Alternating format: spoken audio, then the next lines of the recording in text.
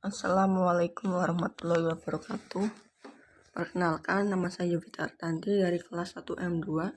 Di sini saya akan menerangkan tentang teori manajemen klasik. Sebelumnya, manajemen klasik dibagi menjadi dua aliran, yaitu yang pertama, aliran manajemen ilmiah atau scientific management theory. Muncul sebagai kebutuhan untuk meningkatkan produktivitas di awal abad ke-20. Menerangkan secara ilmiah metode terbaik untuk melaksanakan tugas apapun dan untuk menyeleksi, melatih, dan memotivasi pekerja. Tujuannya, kebutuhan untuk meningkatkan produktivitas. Yang kedua yaitu teori organisasi klasik. Teori ini telah berkembang sejak tahun 1800-an. Teori ini digambarkan oleh teoritis klasik sebagai yang sangat tersentralisasi dan tugas-tugasnya sangat terspesialisasi.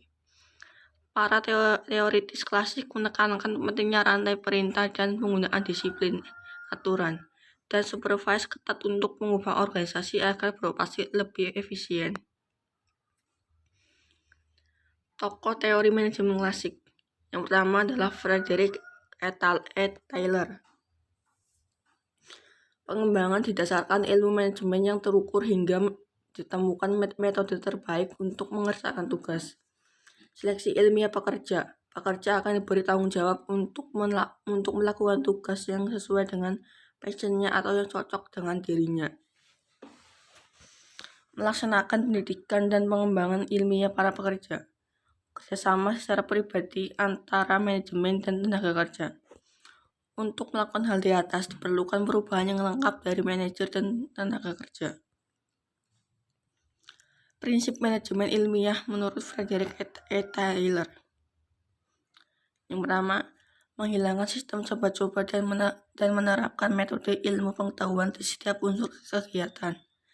2. Memilih pekerjaan terbaik untuk setiap tugas tertentu. 3. Setiap pekerja wajib menerapkan hasil-hasil ilmu pengetahuan dalam menjalankan setiap tugasnya. 3. Jalinan kerjasama yang baik antara manajer dan juga pekerja. Yang kedua yaitu menurut Elgan. Tidak menggunakan sistem intensif, tetapi memperkenalkan sistem bonus. Tadi yang di atas, Taylor memperkenalkan sistem intensif atau sistem bonus.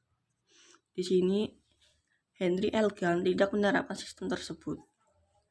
Henry Elgan di sini memberikan motivasi kepada pekerja yang mampu menyelesaikan tugas yang diberikan melalui intensif atau bonus. Yang kedua, menulis semua kemajuan pekerja dan dilakukan secara terbuka serta dicatat pada bagian Gantt. Metode yang diterapkan adalah metode grafis. Gagasan Henry Elgan dalam manajemen ilmiah.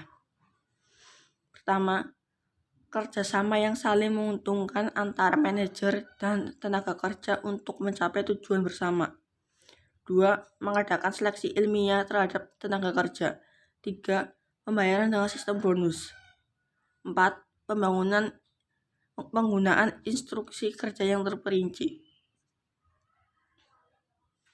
Menurut Gilbert bersaudara atau Claude Grabs dan kronologi Grabs, mempelajari kelelahan dan gerakan serta fokus pada berbagai cara untuk mendorong kesejahteraan pekerja. Perhatian manajemen kepada pekerja terutama dalam gerakan yang paling ekonomis sehingga mampu meningkatkan moral pekerja. Gilbert bersaudara mengembangkan rencana 3 promosi. Gilbert bersaudara mengembangkan rencana promosi dalam 3 tahap, yaitu mengerjakan pekerjaan saat ini, mempersiapkan diri untuk jabatan yang lebih tinggi, melatih penggantinya dalam waktu yang bersamaan. Tujuan dari rencana promosi ini adalah untuk menghemat setiap pekerjaan, dengan demikian menaikkan prestasi dan mengurangi kelelahan. Kelemahan aliran manajemen ilmiah. Asumsi bahwa manusia atau pekerja tidak selalu berusaha memenuhi kebutuhan ekonomis dan fisiknya. Tujuan produktivitas atau keuntungan cenderung mengarah kepada eksploitasi pekerja. Ada beberapa pendekatan yang cocok untuk waktu atau tempat tertentu, tetapi tidak cocok untuk waktu atau tempat yang lain. Mengabaikan dimensi perbedaan, kemampuan, identitas tugas, kepentingan tugas, otonomi, dan umpan balik. Pekerja semata komponen produksi yang serupa dengan mesin ukur atau stopwatch. Tujuan akhir manajemen ilmiah. Tujuan akhir dari manajemen ilmiah sendiri adalah membantu pekerja untuk mencapai potensial penuh sebagai manusia. Teori organisasi klasik. Teori organisasi klasik yang pertama adalah teori birokrasi yang dikembangkan oleh Max Weber. Menurut Max Weber, organisasi birokratik adalah bentuk organisasi yang paling efisien. Karakteristik birokrasi menurut Weber. 1. Pembagian kerja yang jelas. 2. Hierarki wewenang yang dirumuskan secara baik. 3. Program nasional dalam pencapaian tujuan organisasi. 4. Sistem prosedur bagi penanganan situasi kerja. 5. Sistem aturan yang mencakup hak-hak dan kewajiban posisi para pemegang saham.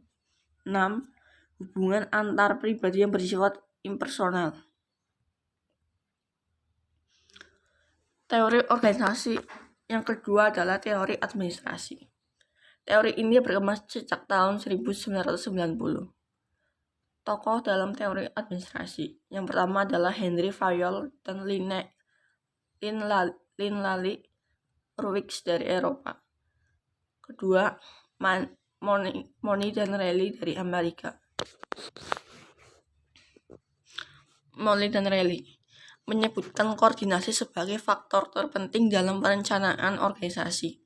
Mereka juga menekankan 3 prinsip, yaitu 1. Prinsip koordinasi atau kerjasama. 2. Prinsip skalar atau pendelegasian wewenang dan tanggung jawab. 3. Prinsip fungsional atau pembagian kerja. Fayol berkeyakinan keberhasilan manajer tidak hanya ditentukan oleh mutu pribadi, tetapi karena adanya penggunaan metode manajemen yang tepat. Fungsi manajemen menurut Fayol atau Fayol Functionalism, yaitu terdapat perencanaan, pengorganisasian, pemberian perintah, dan yang terakhir adalah pengkoordinasian. Fungsi teori manajemen klasik. Merencanakan atau planning, menentukan sasaran organisasi dan sasarana untuk mencapai tujuan.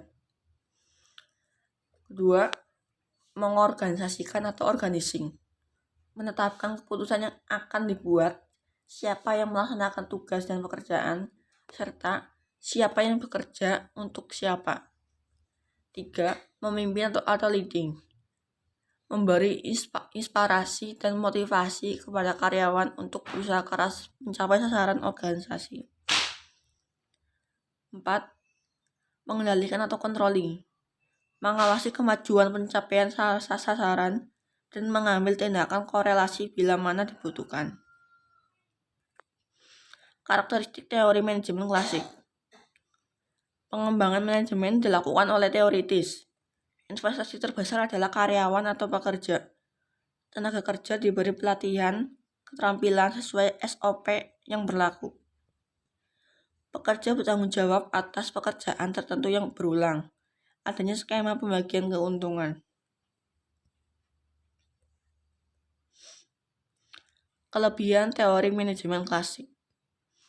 Teknik efisiensi dan penelitian waktu dan gerak atau time and motion study mampu meningkatkan efisiensi dan produktivitas tenaga kerja. Metode pemikiran dan pengembangan tenaga kerja menunjukkan pentingnya latihan dan pendidikan untuk meningkatkan efektivitas pekerja, memberikan rancangan kerja dan mendorong manajer untuk mencari alternatif terbaik dalam melaksanakan suatu pekerjaan.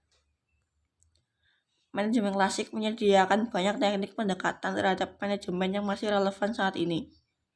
Beberapa konsep inti dari model birokratif masih dapat digunakan dalam rancangan organisasi modern selama keterbatasan mereka diakui. Kekurangan teori manajemen klasik.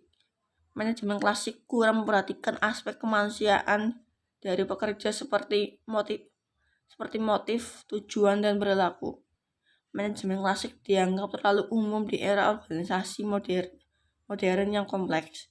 Peningkatan produktivitas memungkinkan peningkatan hasil, tetapi sering mengakibatkan pemberhentian pekerja atau upahnya diubah. Kurangnya melihat kebutuhan sosial para pekerja dan tidak pernah melihat ketegangan yang terjadi karena kebutuhannya tidak terpenuhi. Hal ini karena manajer yang mengakui aliran ini yang memperhatikan aspek material dan fisik. Manajer juga harus mengakui keterbatasan dari perspektif klasik dan menghindari fokus sempitnya terhadap efisiensi dari perspektif penting lainnya. Perspektif tersebut menganggap remeh peran individu dalam organisasi. Yang terakhir adalah kesimpulan teori manajemen klasik.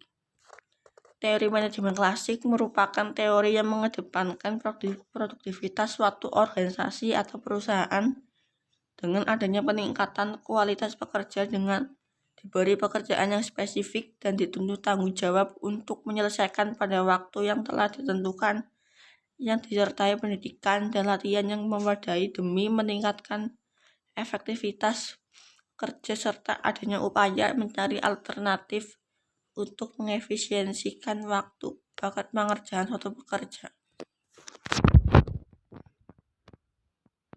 Demikian adalah presentasi tentang teori manajemen klasik. Untuk itu, sekian dari saya. Wassalamualaikum warahmatullahi wabarakatuh.